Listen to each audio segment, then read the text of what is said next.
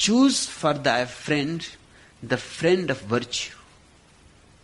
Yield to his gentle counsels, profit by his life, and for a trifling grievance never leave him. Friendship has also disappeared from the world. What you call friendship has nothing to do with the ancient idea of friendship. Your friendship is just accidental. You work in the same office, so you have become friendly. Or you study in the same college, so you become friendly. This is not real friendship. Pythagoras says, choose thy friend. You cannot choose your father. You cannot choose your mother.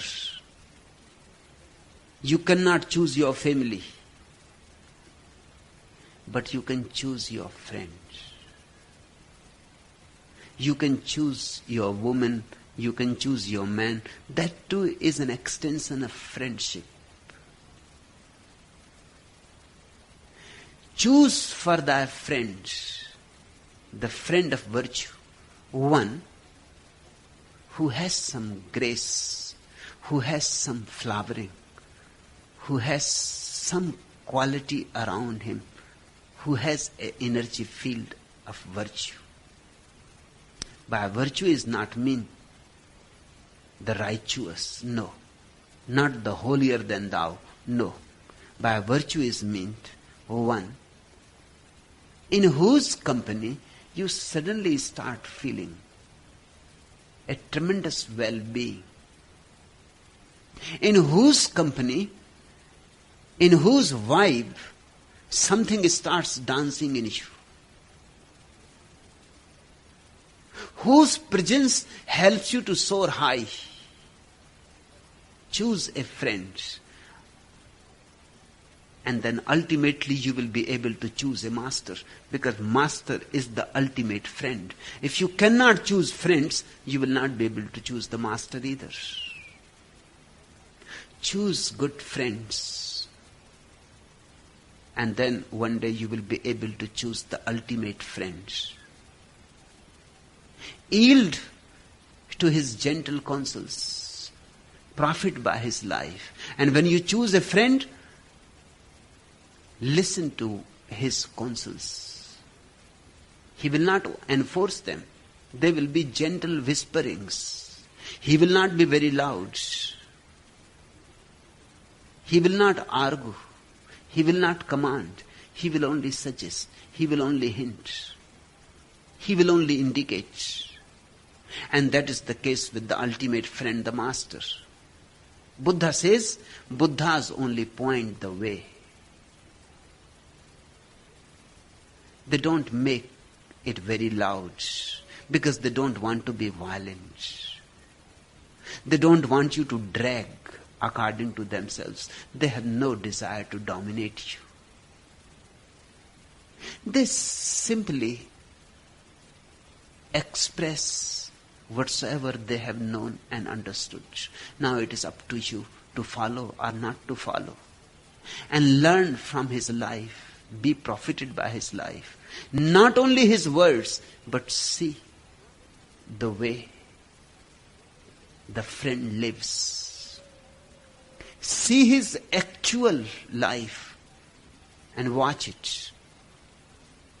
This is the only way to learn in life. People are scriptures. You have to learn how to read the language. People are great secrets. Each person is carrying a great secret. If you know how to listen to it, you will be tremendously benefited.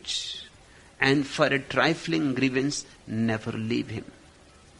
If thou canst, at least for a most rigid law, binds power to necessity. Pythagoras says there are two laws. One is of necessity, another is of power. The law of necessity applies to people who are unconscious. People who live mechanically, they live out of necessity. There is another law, higher than necessity, the law of power. The more conscious you become, the more you go out of necessity, you transcend necessity. You start living out of power, out of abundant power. Then your life is not of necessity. For example, a person speaks out of necessity because he cannot resist the temptation to speak. Buddhas also speak, but with no necessity. It is out of power, out of abundant power. They are silent. There is no temptation, no obsession to speak. They can remain silent forever. But still they speak. If they speak out of power. You love out of necessity. Buddhas also love. They love out of so much energy is there that it has to be shared. So much power is happening. It has to be given. You live out of necessity. They live out of power.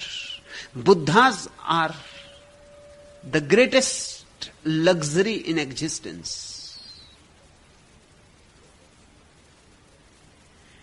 These two laws are rooted in one primordial law.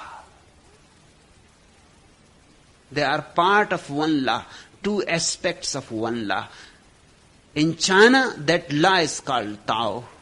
In India, that law is called Dhamma.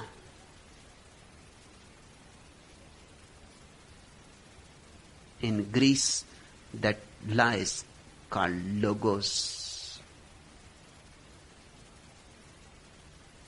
Jews have called it Torah. It is the same law.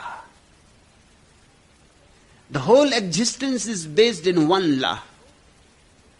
But that law has two aspects. One aspect for those who are unconscious, they live like slaves, robots. And another aspect of freedom, of power, of immense joy. That aspect happens only when you are awakened, enlightened.